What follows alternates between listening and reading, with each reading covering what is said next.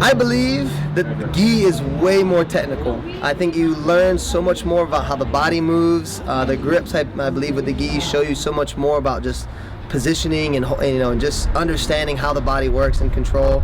Not taking anything away from no Ghee, I think no Ghee definitely levels the playing field a lot with when there's like I say, a high level wrestler and somebody who's good at footlocks. They have just as much of a chance of winning against each other because of the sweat factor, the slip factor.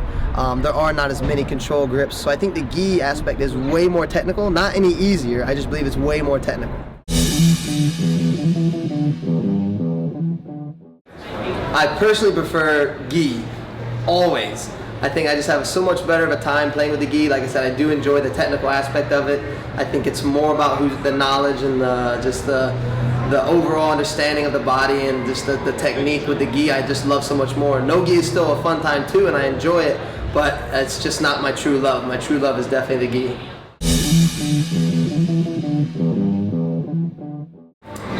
I feel very comfortable on both. To be honest, my instructor when I first started out, he was very big on making me play bottom, just so I wouldn't be, it would be a foreign thing to me later on in the career and I've always been a top player. Top is always my favorite. I just do enjoy the bottom, but I believe myself as more of a top player. I have so much more of a better time there. I feel so much more in control, and I think that just fits more my style.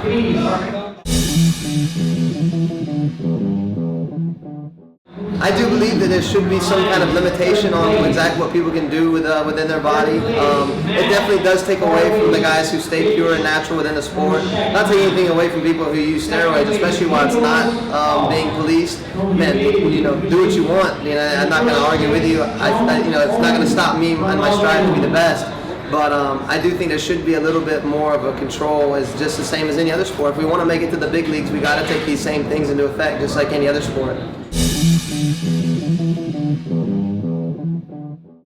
My thoughts on loyalty in Jiu-Jitsu, that's always been a big thing. Ever since I've started, I've always heard of people being, crianche, all these things, and different, people being looked down on for changing teams or whatever their reasons. And depending on your situation, I think you have to do what's best for you. You know what I mean? Only you know what's going to be best for you in the long run. I believe people get pulled into a false sense of relationships with people when they join a gym.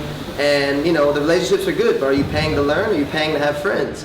And if you're just paying to have friends and you're not learning or you're not getting what you need from a gym, then there shouldn't be any qualms or anything wrong with going to find somebody else who you believe is going to help you out. So I think it's a fine line as far as the way loyalty works. I think it goes both ways, definitely. Like I said, it's not something, like I said, I don't believe it's something you should pay for a friendship or just be stuck because you think that these guys are your friends and you're going to be looked down upon. I think you have to do what's best for you and the best for your future. My favorite submission would have to be, I don't even know, my favorite submission would be Kimura. I love catching Kimuras. I think that's not my newest favorite submission, but I'm just really seeking them out a lot now. And I just saw Ultimate Absolute, I hit one, and I'm always trying to hunt them. Even my match I didn't win, I was hunting for that Kimura the whole time, and that to me, right now, that's my favorite submission. I definitely end up spending more time rolling just because I want to get a sweat, I want to get the training in, but we always set aside time for drilling, whether it be with my fiance Tracy or one of my teammates. We'll set aside hours out of the day, you know what I mean? We'll take an hour and a half or whatever just to sit, just to drill. And even during training before we start sparring, we're taking the time out of the day to make sure we drill these positions, because otherwise you're not going to catch them correctly in sparring. You may catch them here and there, but definitely not the amount you would if you took time to drill the position. My three favorite jiu-jitsu fighters of all time, number one would have to be Teroid. I've always looked up to him. He's always just been a crowd favorite. Just the amount of, just energy he can pull from a crowd, and just the way he fights is very exciting. He's always been one of my longtime favorites. Number two, I think, would be Roger Gracie.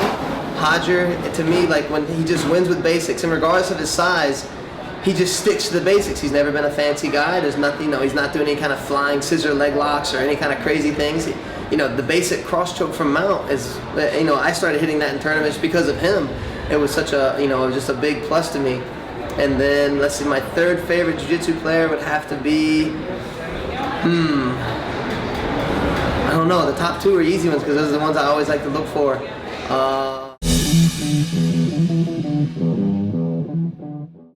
best person I ever rolled with in competition. I'd have to say these same people that kind of always kick my butt. One would be Andre Galvão. He's probably just the best in the world. I mean, he proves it at a tournament. But I've gotten the luxury of fighting with him and training with him, and he's definitely by far one of the best. To be honest, I think the CBJJ's rules are my favorite. I do not like the slamming rule. I think that's a kind of a cop-out way to get out of things. I've been the victim of slams a few times, whether it's been illegal or legal, and to me, I think it's just a cheap way out. If you get caught, man, you got caught. Don't slam someone on their head. We're not doing an MMA fight. So, if you take a look at my 2005 black belt, 2006 Worlds match, you know what I'm talking about. So that's one thing I think that tournaments that allow should take out. I don't believe you should slam to get out of anything. If you can't get out technically, then you should just get stuck. That's my one rule you should get rid of. The best advice I ever got from a training partner is actually my first black belt, Steve Roberto. And I'd been suffering a string of losses, and the one thing he told me was fall down 7, get up 8. And it's something that stuck with me forever. It's just when he said it, it just made me feel better. You know what I mean? I still didn't, of course, wasn't happy about losing, but it let me know that, you know what I mean, no matter how many times you fall down, you can always get back up. And it's that Yamato Damashi, never say die attitude. You know what I mean? We're never giving up, whether we get, whether it's defeat or not. You know what I mean? Where the body falls, the spirit will rise. So that was one of the most important things he ever said to me, and I take it with me for life now.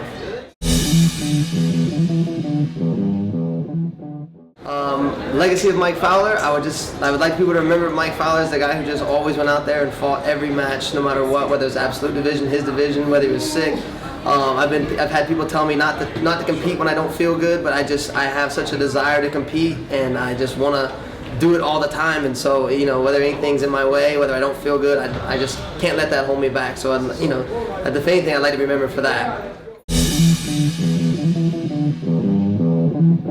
Yeah, well, if you guys didn't know, my fiance and myself and our gym just recently made a move to Team AOS. It was a completely smooth move.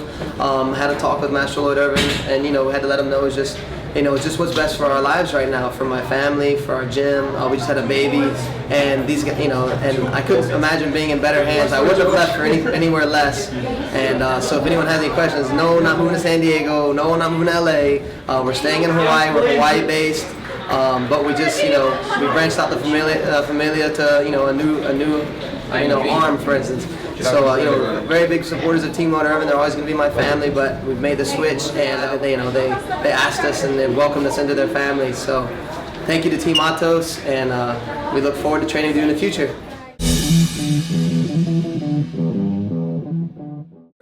If you guys haven't seen the Fowler roll shirt, 3150, check these out. There's only a limited few supplies, so get in contact with me or Tracy on how you can get some. I think 3150 may have a few on their site as well.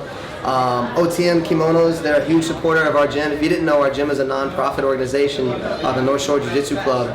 And so they've been a huge support in just, donating product and helping us out, getting on our feet, and, keeping our kids in Ghees. Also, the Visalis Body by Vi Challenge, they're a huge supporter of our gym. Actually, one of the co-founders is out here to support us today, and so they've been a huge part. So if you haven't checked out fowlerschallenge.com, go to www.fowlerschallenge.com. CTRL Kimonos, big supporter of Tracy and our team as well. Like I said, we have a lot of people that have been helping us out, and so I appreciate all the help we get right now.